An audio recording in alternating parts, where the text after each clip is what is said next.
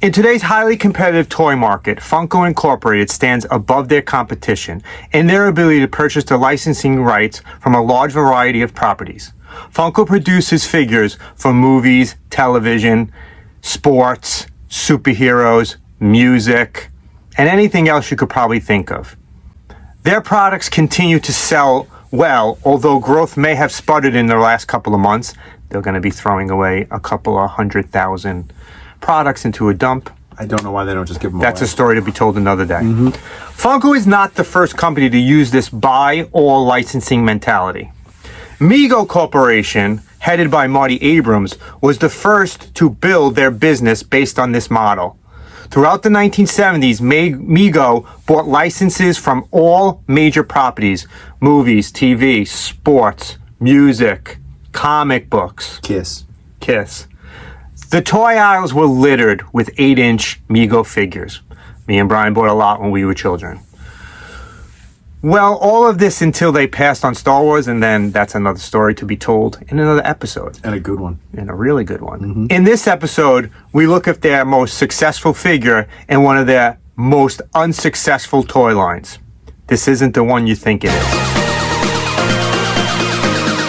Do you want to guess what was their best-selling figure of all time? Wonder Woman? It wasn't Wonder Woman. Superman? It wasn't Superman. It wasn't even a superhero. What? It was the coolest guy on the block. Me? Brian. Brian's figure's so the best. Fonzie from Happy Days Of course. was Coolest guy ever. the best-selling Mego figure in all the years that Mego produced figures. It debuted in 1977 and continued into 1978. After it was done being sold in the United States, it sold even better in Italy. Really? Wow. Although Fonzie was a huge success, the Happy Days toy line, not so much.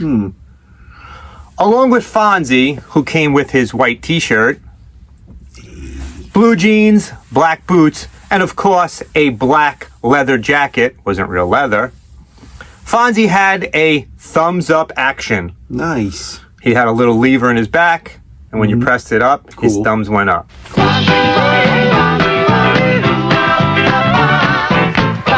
Here and he's a groove.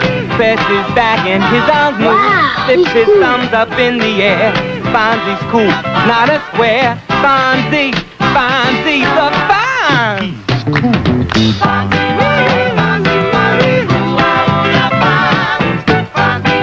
It's Fonzie from the Happy Days collection with thumbs up action. Fonzie, new from Mego.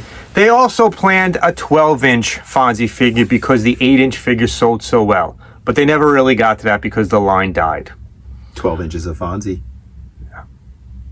Fonzie had a motorcycle and Fonzie's jalopy.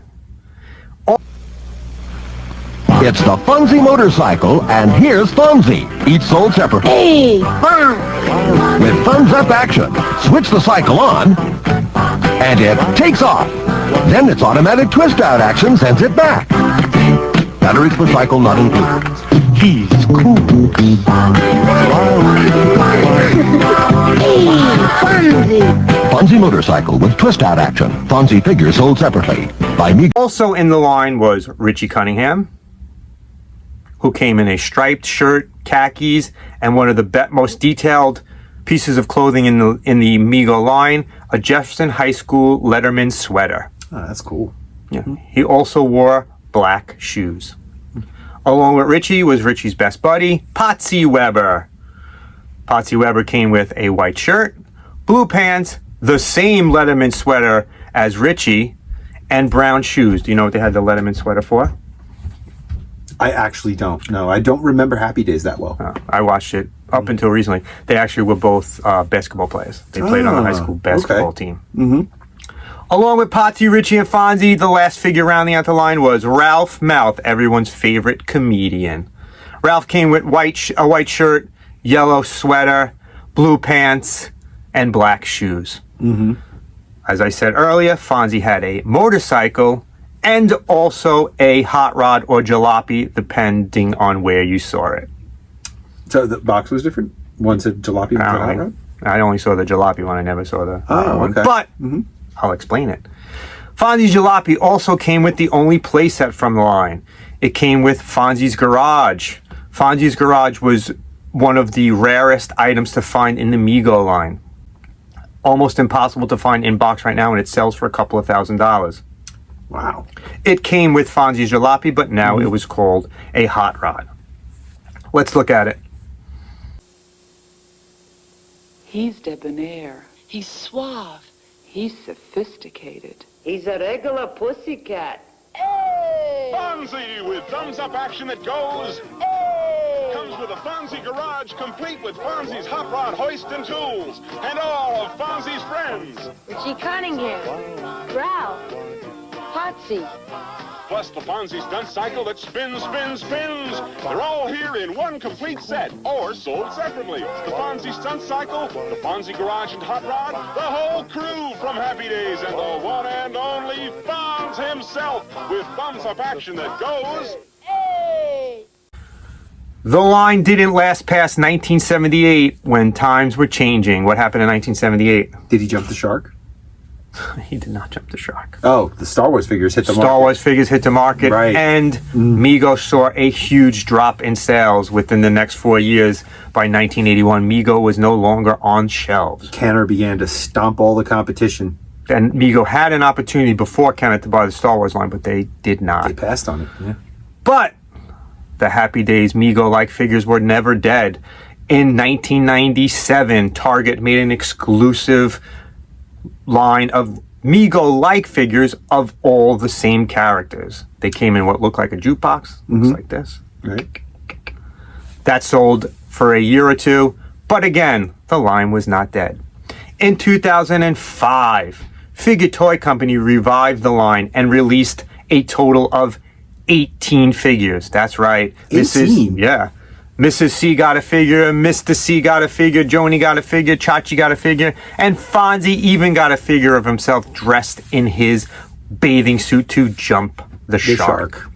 The line did very well. No shark? No shark. That comes with the Aquaman. Right, right. The line sold so well that Mego decided in 2018 to release some more figures. They released a Chachi figure, and I believe a Richie figure, and a Fonzie figure, of course. The line in the 70s was so successful that even Saturday Night Live made fun of the Fonzie figure. He was called Johnny Switchblade. The action punk. The action punk. Yep. We can watch a quick clip of that right now. Innocent rubber doll, which you market under the name Johnny Switchblade. Press his head, and two sharp knives spring from his arms. Mr. Mainway, I'm afraid this is by no means a safe toy. Okay, I just want to correct you on one thing here, okay? First of all, the full name of this product, as appears in stores all over the country, is Johnny Switchblade Adventure Punk. So, although the line was not successful, Fonzie is the most highest selling Mego figure of all time. That's crazy. Right? You know, I do have a theory about why maybe Go ahead. Happy Days didn't do as well. Why? Well, of course, Fonzie did the best because he was the most popular character. Everyone loved Fonzie. The coolest character on the block. Yeah, I mean, the show was really supposed to be about Richie, but we watched. He took over after the first season. Yeah, we watched for Fonzie. Of course. And then, really, what do you do with the Happy Days characters? It doesn't have like the high level of conflict that an action figure. No, there's line really would normally nothing have. that you could do with So them. yeah, like it's not like Richie and Potsy are gonna fight against the Planet of the Apes figures. That would be a very brief conflict. And unlike Funko, where we buy and we display, most people don't play with Funko. No. With Mego, they were built to be played with. Yeah. And a playset of a garage was probably not the most inspiring thing for a 8-year-old child. No, and well, I guess if you're like interested in fixing cars and stuff. And maybe it made some kids become mechanics. Maybe that was their first thing. Who I mean, knows? the motorcycle was pretty cool. The hot rod was pretty cool, but really, I don't know about the playability of the toys. That's the thing. It's like, what conflicts are you recreating? Maybe really? Fonzie could hang out with your superheroes or take over the Planet of the Apes, but I don't know, Richie and Potsy, I don't know. Yeah, they're not going to get far. So hopefully the line will see the light of day again. Mego has reintroduced the DC superheroes and hopefully plan to do many more. I would really like a... Along with like Universal Monsters. Yes, Universal. I'd really like a new Fonzie figure. I had one when I was a kid, and I actually did play with it, and I actually enjoyed the thumbs up this for many, many years. If you are enjoying what we're doing on this channel, please like and subscribe. And as we always say, collect what you love and love what you collect. We'll see you next time. See you later.